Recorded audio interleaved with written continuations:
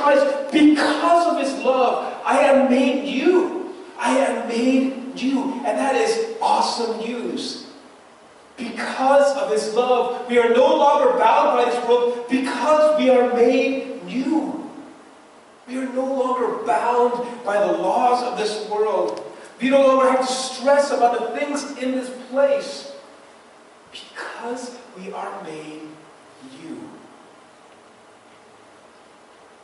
We are loved to live for something, a greater goal, something greater that goes beyond what we can understand and see. God's love for us is a call to live out as a result because of Christ's love. And here's the thing. Jesus Christ doesn't say to his disciples, hey, here's a good idea, guys. I'm getting ready to leave, so here's what I recommend. It's not a recommendation. It's not a suggestion. He says, a new command I give you. A new command. It's something to be obeyed as a follower of Jesus Christ. And sometimes people say, well, wait a minute, I thought this is just freedom. I have to follow a command? That's not fair. That's not right. What happened to freedom? Right now I'm bound by this command. But here's the thing. When we think about that, we see it from human eyes.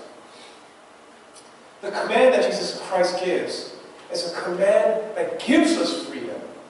As followers of Christ in a relationship with him, it's saying, I desire to do so. As he says, then do this.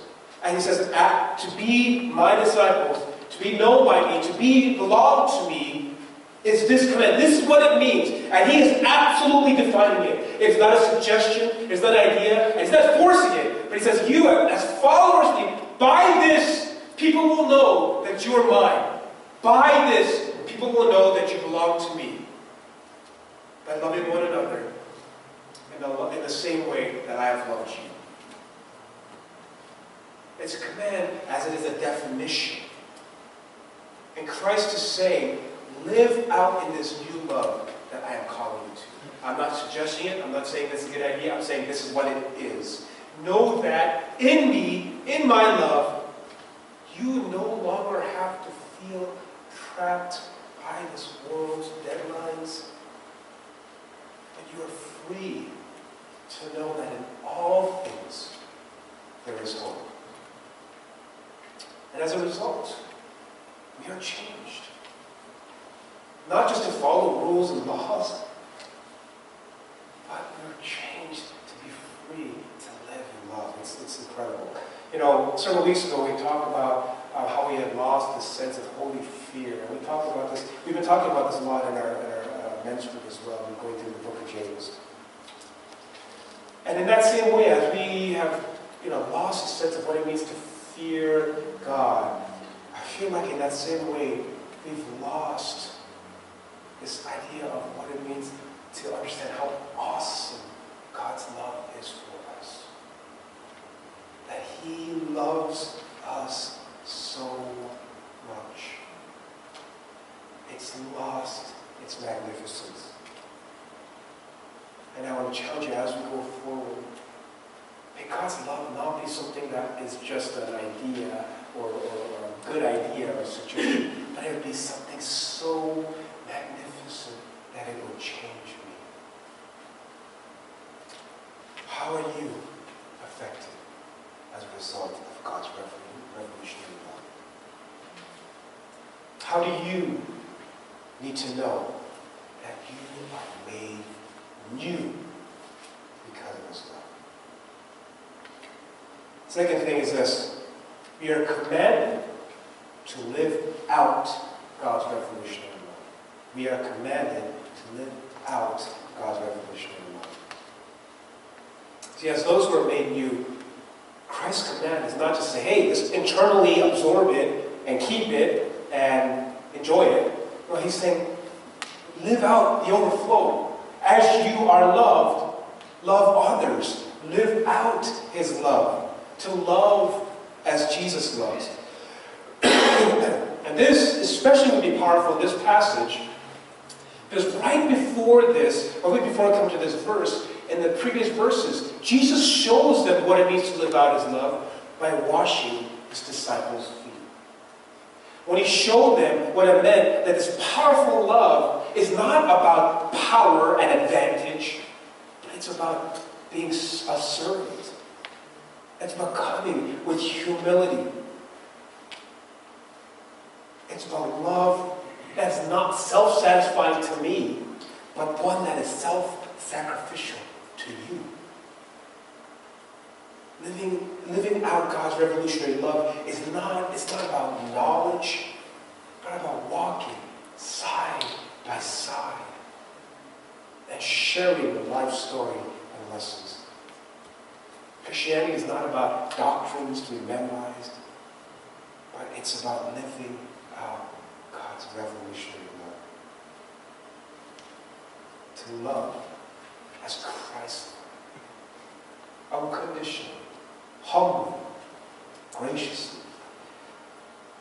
I'm reminded of Paul in his letter to the Philippians when he talks about this. And if you have Bibles, you can turn to it. If not, I'll read it. It comes from Philippians chapter 2. And he says this right from verse 3. Do nothing out of selfish ambition or vain conceit. Rather than humility, value others above yourselves, not looking to your own interest, but each of you to the interest of others. In your relationships with one another, have the same mindset as Christ Jesus, who, being in very nature God, did not consider equality with God something to be used to his own advantage. Rather, he made himself nothing by taking the very nature of a servant, being made a human likeness. And being found in appearance as a man, he humbled himself by becoming obedient to death, even death on the cross. What a reminder of love. It's not about my own interests or my own advantage or what I can gain. But to love as Christ loved is to be completely humble, is to look at other interests. Is to look at someone else, is to bless someone else, is to be sacrificial. To say, I will love you no matter what it takes. To live out God's love, his revolutionary love, is not simply a duty that I must do, but it's a love, a desire to do. You know, when I think about living out God's love, I was looking at my experiences and what are some experiences that have come up in my life? And one that comes up, and I know I've been talking about this a lot, but is exercise, working out. And you know, I never used to be really into working out. For a long time, I was quite overweight when I was in middle school and elementary school. I know it's hard to believe, but there's a reason why I like food. Okay, I grew up, enjoying lots and lots and lots of food. And I was quite overweight. But then I went into high school, and I met somebody, and he was a guy who's 1 year older than me, and he was big. He was like, he was what your typical muscle-bound, jock. He was huge, right? And for some reason, he took me under his wing and showed me, and this is right when I was getting into bodybuilding. I began to show interest in bodybuilding. So I used to get all these magazines and stuff, and as I was doing it, he was like, hey, come to the gym, and this is a high school gym. And I was like, oh, I don't really know. He was like, no, come to the gym, I'll show you everything. And I'll never forget my first workout, how sore I was the next day. And he's like, how do you feel? I go, oh, I don't feel so bad. It really hurts. And if you ever worked that, you know what I mean? It's that muscle soreness. And he's jacked me in that sore muscle. He's like, that's okay, that's what you're supposed to do. I was like, oh yeah, that hurts. Oh my gosh, But he do it more and more. But here's the thing. Over time, every time that became our thing, he would take me to the gym, show me workouts, and eventually I started kind of learning on my own, right? As I got these magazines, I was like, okay, what kind of exercises work? And I told you already that I got Arnold Schwarzenegger's Encyclopedia of Modern Bodybuilding, so I read that, right? And so I knew the different type of exercises. I began to learn the muscle groups. I began to get interested in things like kinesiology and things like that. So I was like, oh yeah, what kind of exercise does this for this muscle? And compound movements and isolation movements and negative reps and supersets. If you work out, you know what I'm talking about. So I learned all this stuff. And then eventually what ended up happening is he and I used to work out, and like no longer was it him teaching me, we just used to work out together, and I would spot him, he would spot me. And then what I'll never forget is that whenever he'd introduce me to people, especially like, new friends, because he was a year older, he'd say, hey, I don't know if you guys met Tim. I'm working out with him, man. He's a bodybuilder like me. I was like, wow, I'm a bodybuilder like, oh, wow, that's so, I was like, thank you. But not only that, he was like, hey, if you guys ever need to work out, Tim knows all these exercises. He's really good. I'm like, well, I mean, I didn't ask to be introduced that way, but he would always tell people about how I knew all these exercises, because again, I really got involved with like working out. I really enjoyed it. And then the pinnacle of that was he was getting ready to graduate, and before he did, and it was really sweet. Before he graduated, he took me to, it was like one of our last workouts. He's like, hey, I have something to give you. I was like, I don't know, what is it? And he gave me his workout gloves. Some people would call that's disgusting, workout gloves. Why? But to me, it was awesome. They were like workout gloves that had straps on them, so it gave you wrist support when you lift heavy. And I was like, wow, I was so touched. And he's like, hey, you know what? You've come a long way. It's like, man, you're good. It's awesome. You're doing really great. And I was like, wow. And I'll never forget that this is high school. And it wasn't about faith. I don't think he was a person of faith. But I'll tell you, I felt loved. Not in a weird way, because he's a little brother, right? But he walked with me. He walked with me. He encouraged me. He was present with me. I mean, he didn't need to say anything. It was just being together in that encouragement that I felt so loved. And I was like, man, what an example of living out love the way that we're supposed to. Right? He didn't ram down anything, or, especially working out, and say, hey, I'm going to test you on, what kind of exercises do you know? Do you know the muscle groups? Right? No, not at all. He just encouraged me. And sometimes I didn't know what I was doing, and he would just, hey, just try it this way. And I felt so encouraged. And I believe in Jesus Christ, that's what it means to live out love. To walk with people. To encourage people, to love them.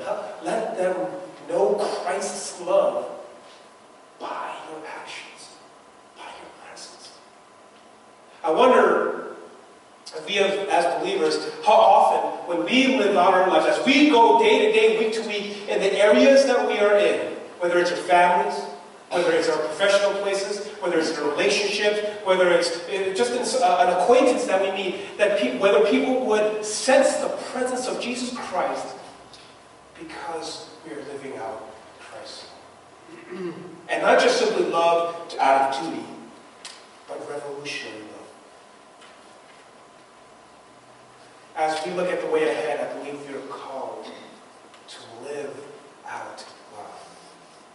And this is not defined in specific things. Yeah, there are general disciplines and ways that we need to bear the fruit of Jesus Christ. But I think it also is in the way that we're able to simply love one another.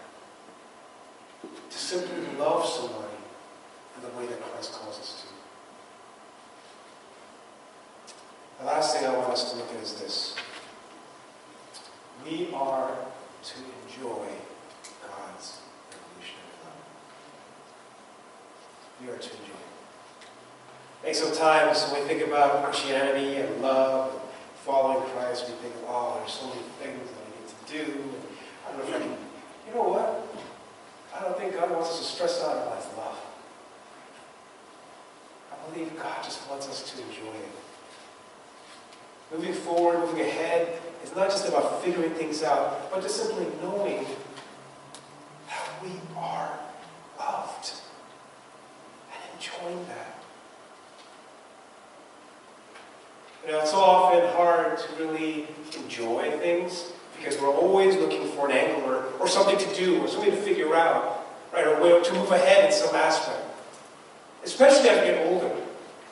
I was like, well, what do you mean, just rest and enjoy what? I got to figure something out. I got to, tell me how to grow. Tell me how to do this. I don't think it's about that. I believe it's just resting in His love and being loved and enjoy being loved. And one of the things that I love about having children is how much they love being loved. You know, I think of Daniel, and you know, I love loving him. I mean, this guy especially, like I like tickling him and rubbing my nose into his belly, and even though he says no, he's giggling, and I know that means yes, so I'm gonna keep doing it. And I keep doing it, and I keep doing it, and I'll tickle him, and he'll giggle, and he'll say, no. So now I'll say, oh, okay, I'll stop. And then he'll say, more? Now, all right, and I'll get right back into it. You know, and I love it. And, you know, it's like, I feel like I love that connection. And I really believe in that same way. God just wants us to enjoy being loved, knowing that we are precious, knowing that He died for us. It's not just a concept or a theory or something that we know, a story that we know from the past. But it's something to be enjoyed, knowing how precious we are. And I feel like we're so busy trying to get through life that we miss out on just enjoying God's love. But I believe as we enjoy His love inspires, His love leads, His love encourages. And it is in this love that we are to live and enjoy. My challenge to you is this. May you enjoy His revolutionary and awesome love.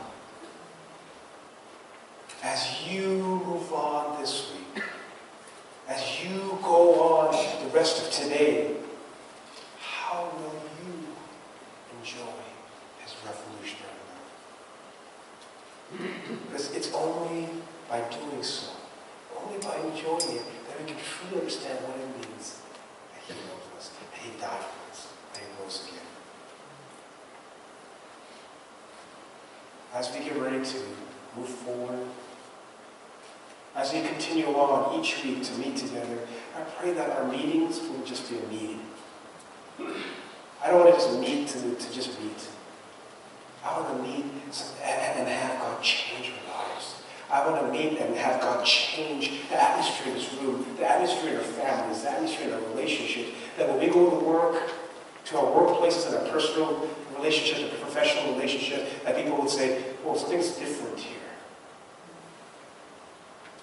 And that people would see Christ even through us into our church.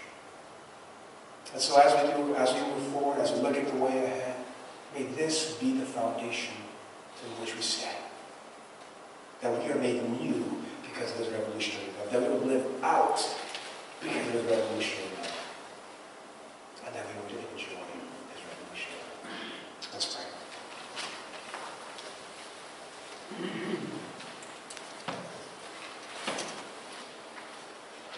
And Lord, as we are reminded of your command to us, to love as you have loved.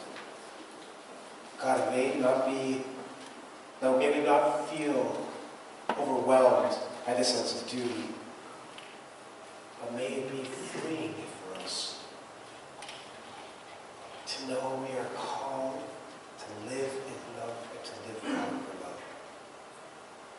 And may it not just be a love that comes in and out, but may it be revolutionary in that it changes who we are, that it will change our community, it will change our lives, it will change how we live our lives. And so, Lord, remind us if we have forgotten your love, God, pour out your love again and encourage us to love and to live in the places you call us to. We pray in Jesus' name.